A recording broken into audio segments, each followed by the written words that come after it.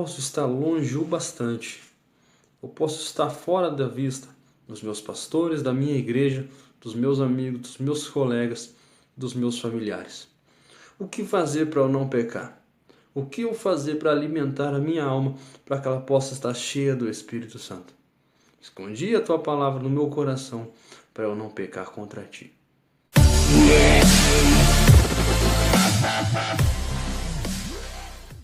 Paz do Senhor, meus irmãos. Começamos mais uma aula de número 12 da nossa revista Adoração, Santidade e Serviço, os princípios de Deus para a sua igreja em Levítico.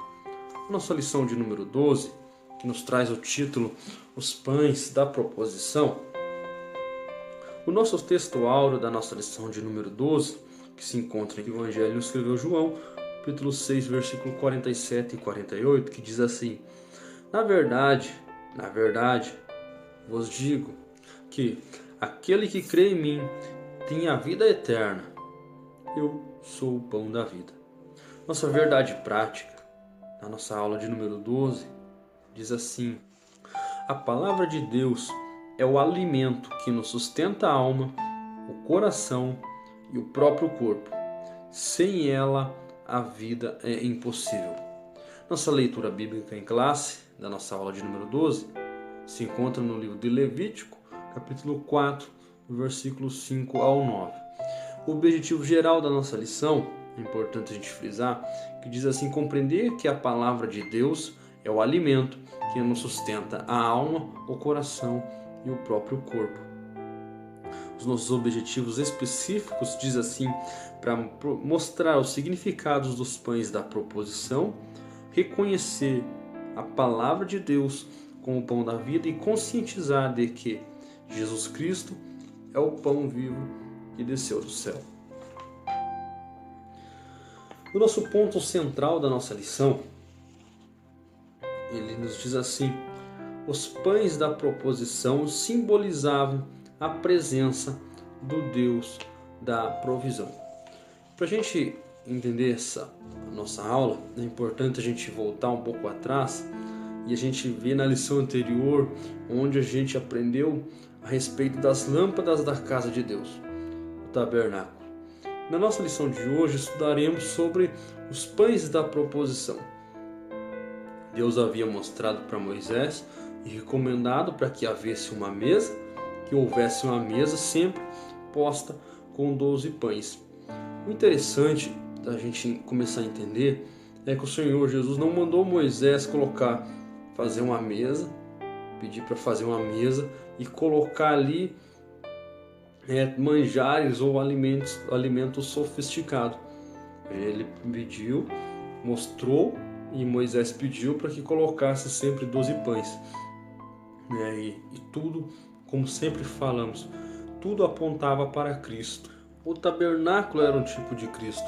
A mobília do tabernáculo, tudo apontava para Cristo, a presença do Senhor, a arca, a presença, o incensário de ouro, o altar, os sacrifícios, a aula passada, o candelabro de ouro, a mesa dos pães da proposição, tudo apontava para o Cristo. Aí a nossa lição diz assim, para a gente já entrar nela, como o que eram os pães da proposição. A gente sabe como eles eram preparados, como diz a nossa própria lição, que era preparado todos os sábados por um grupo de pessoas pelo nome de coatitas. Sabemos muito bem que se usava a flor da farinha de trigo e depois de cozidos eram postos em duas fileiras sobre a mesa, sendo entremeados por incenso, ou seja, 6 de cada lado, representando as tribos de Israel. Sabemos que esses pães simbolizavam a presença de Deus, a presença sempre providencial de Deus ao meio do seu povo. Aí o final da nossa lição vai dizer assim, que Jesus é o pão vivo que desceu do céu, porque a sua missão foi essa neste mundo e sempre será nos alimentar com a palavra de Deus. A nossa introdução, o nosso tópico primeiro, que vai dizer a respeito do que a gente já está estudando, os pães da proposição, vai dizer assim a nossa introdução: nosso comentarista foi feliz em escrever isso pra gente, dizendo assim, que os pães da proposição ficavam num dos lugares mais nobres reservados no tabernáculo. A gente já sabe que é o lugar santo, onde se encontrava também o candelabro e o altar. Ali em frente ao candelabro de ouro eram iluminados durante toda a noite. A simbologia é claramente cristológica. A luz do Evangelho mostra que o pecador faminto, que somente em Cristo pode se saciar plenamente. Como falado, tudo apontava para o Senhor Jesus, ou seja, como ali o candelabro iluminava e a mesa dos pães da proposição tinham um significado de alimentar o faminto, o homem que estava com fome. Hoje não é diferente, a gente vê pessoas neste mundo com fome espiritual. Aí Jesus vem dizendo para a gente que Ele é o pão vivo que desceu do céu. O Evangelho que a gente prega ilumina, e o Espírito Santo convence.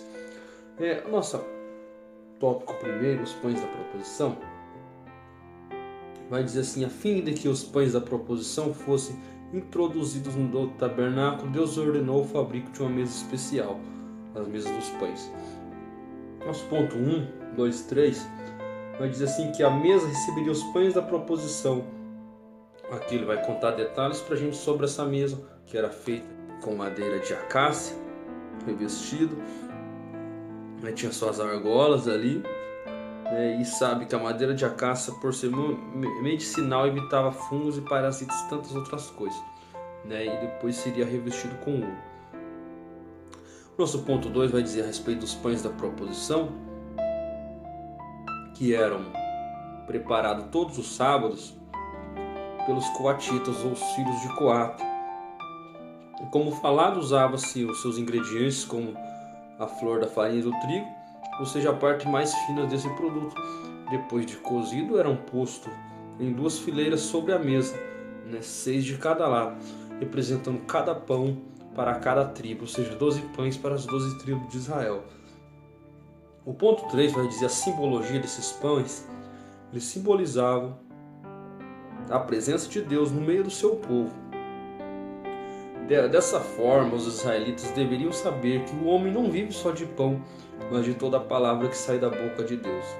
No final desse ponto, de número 3, vai dizer que a presença do Senhor vem sempre acompanhado pelas orações dos santos, ou seja, porque o pão tinha que estar acompanhado com um incenso.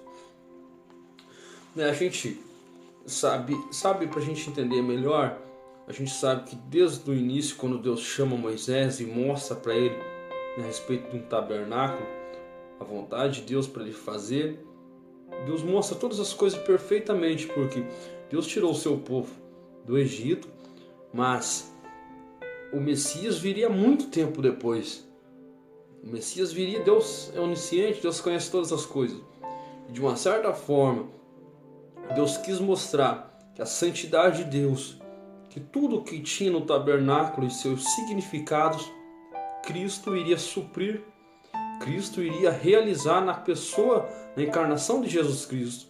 Tudo isso iria se cumprir quando o nosso Cristo viesse na terra, ou seja, o candelabro de ouro, sabe que ele ia iluminar os homens. O pão da mesa da proposição, os pães, ele iria matar a fome do homem. A arca da aliança, ele ia mostrar sua presença para o homem. E daí por diante, até o tabernáculo móvel de Moisés, onde dizia, a presença de Deus acompanhava. E nós não é diferente. Quando Jesus veio e morreu por nós, aí desce o Espírito Santo, onde a gente vai, ele acompanha nós. Ele está sempre conosco. A síntese do nosso tópico primeiro vai dizer assim que os pães da proposição apontavam para Cristo, o único que pode saciar a nossa alma. Nosso tópico de número 2, a palavra de Deus, o pão da vida. Nosso tópico vai dizer assim que o povo de Israel, desde o início da sua história, sempre teve uma convivência cerimonial e tipológica com o pão, quer no tabernáculo, quer fora do tabernáculo. O pão sempre simbolizou a presença de Deus no seu povo. Aí o nosso ponto 1 vai dizer se a palavra de Deus é vida. Durante toda a peregrinação do Egito, Israel, no Sinai, os israelitas conscientizavam que nem só de pão viverá o homem, mas de toda palavra que vem de Deus, assim que durante 40 anos o Senhor o sustentou com o maná, o pão que descia do céu toda manhã. Aí nesse mesmo tópico, de número 2, a palavra de Deus, o pão da vida, vai dizer que a palavra de Deus é o nosso sustento diário. Aí o comentarista vai escrever assim: além do pão, Deus proporcionava cotidianamente ao seu povo água, proteção e iluminação. Nesse tópico, nesse ponto de número 3, vai dizer assim: a palavra de Deus, o nosso sustento específico. Na mesa do tabernáculo havia, como já vimos, 12 pães distribuídos em 2 fileiras, sendo cada um para cada tribo de Israel, como foi falado. Entre as fileiras de pães e incenso, o incenso. E o que isso significa? Antes de tudo, Deus alimenta o seu povo, tanto coletivo quanto individualmente, as nossas necessidades. Para a gente juntar esse tópico 2 e mais para frente o 3, para a gente já estar falando todo no geral um pouco a respeito disso, vamos fechar esse tópico com a síntese do tópico 2, onde diz que a palavra de Deus é o alimento do crente.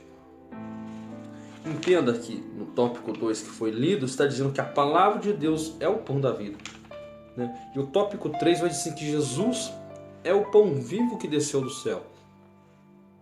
E no tópico 3 vai dizer assim que os pães da proposição são os mais perfeitos símbolos do Senhor Jesus Cristo, pois sua missão neste mundo foi e sempre alimentar-nos com a palavra de Deus. Aí vai dizer que Jesus é o pão vivo, o pão da vida. Mais abaixo nesse tópico, o comentarista vai escrever para a gente, dizendo assim que o Senhor Jesus, como pão vivo, não se limitou a ficar no santuário, mas encarnando-no trouxe a presença celeste do Pai Celeste a toda a humanidade. Abaixo, o ponto de número 2 vai dizer assim: Jesus, o pão da nossa comunhão com o Pai. Diz assim: Jesus, como o pão vivo que desceu do céu, não precisa ser trocado todos os sábados, né? Como os pães da proposição. Nosso Salvador, além de ser um sumo sacerdote, é infinitamente superior a Arão, é o pão divino. Mais abaixo, ele escreveu assim: e com sua morte e ressurreição fez-nos acessível ao trono da graça que hoje nós entramos ousadamente. E o nosso ponto de número 3, tópico 3.3, vai dizer assim: dai-lhes-vos de comer. Hoje, ao proclamarmos o Evangelho, outra coisa não fazemos senão alimentarmos os famintos com a palavra de Deus. Portanto, evangelizamos, façamos missão enquanto há tempo. A fome espiritual nunca foi acentuada tão grande como nos dias de hoje. Como falado, para a gente juntar esse tópico de número 3, Jesus Cristo, o pão que desceu do céu, né, e a palavra de Deus, o pão da vida, a gente tem que se conscientizar de uma coisa. A própria palavra de Deus diz assim, que a fé, ela vem pelo ouvir, e ouvir da palavra de Deus. Nós, a igreja de Deus, a palavra, a gente sabe muito bem que nós estamos numa grande corrida. Todos queremos alcançar a salvação. Nós, outrora, éramos trevas. A gente era escuridão. A gente não tinha essa luz. Só que a gente ouviu falar de Jesus. A gente ouviu falar deste pão vivo. A nossa alma era sedenta por alimento. Só que os alimentos aonde a gente achava eram passageiros. A gente se alimentava, passava um pouquinho, não tinha efeito. O homem já voltava a ter fome novamente. Quando nós aceitamos a Jesus, a gente conhece o pão vivo que desceu do céu. Estão entendendo? Este pão vivo que nós descobrimos hoje na pessoa de Jesus Cristo. E nessa corrida a qual a gente vive, entre nosso corpo, nosso espírito, a carne e o espírito, a gente sabe que um vai ter que ganhar e o outro vai ter que perder. E para o nosso espírito ganhar, o nosso espírito tem que estar alimentado. E a nossa carne tem que acompanhar o nosso espírito. Ou seja, se o nosso espírito fosse uma casa, a nossa carne teria que ser o muro. O muro teria que proteger a casa para que o espírito estivesse forte. No momento em que você não alimenta o teu espírito, os teus muros caem. Quando os teus muros caem, a tua casa, o teu espírito fica flexível, fica sensível. E aí é onde que acontece muito das quedas. Para a gente buscar este pão, a gente tem que se alimentar. E o nosso corpo tem que ser o testemunho do que reflete por dentro do nosso espírito. Tem pessoas que não conseguem se alimentar deste espírito porque nós, como os servos de Deus, para ficar bonito, como os entregadores de pão, não estamos entregando esses pães às pessoas. Não estamos mostrando este pão vivo. Está entendendo? A igreja, o papel da igreja é mostrar para o mundo que tem o pão. Vocês estão com fome? Nós temos o pão. Só que individualmente nós somos os entregadores de pão.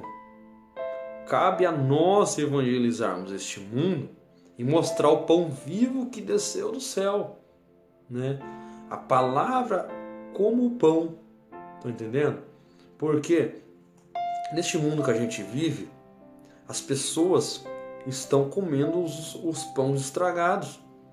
Você lembra lá de 1 Reis, onde tem o profeta velho e o profeta novo, onde Deus dá ordem ao profeta novo para que não coma o pão do profeta velho, porque o pão do profeta velho era consagrado a ídolos, a demônios. Estão entendendo? Neste lugar onde a gente vive, tem tanta violência, tanto ódio, tantas coisas acontecendo, porque estão comendo o pão do profeta velho. Nós, como os entregadores de pão, temos que mostrar o pão vivo que desceu do céu, que é a palavra. Hoje, em vários lugares, estão oferecendo totalmente errado este pão. Estão distorcendo o que Cristo falou.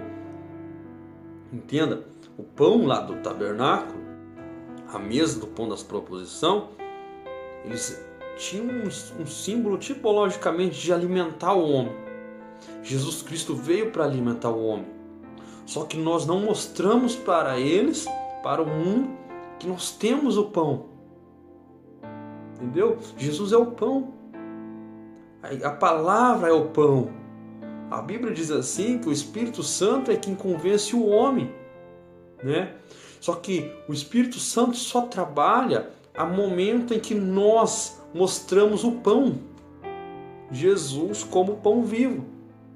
Se nós não mostrarmos a este mundo que nós temos pão, este mundo vai perecer.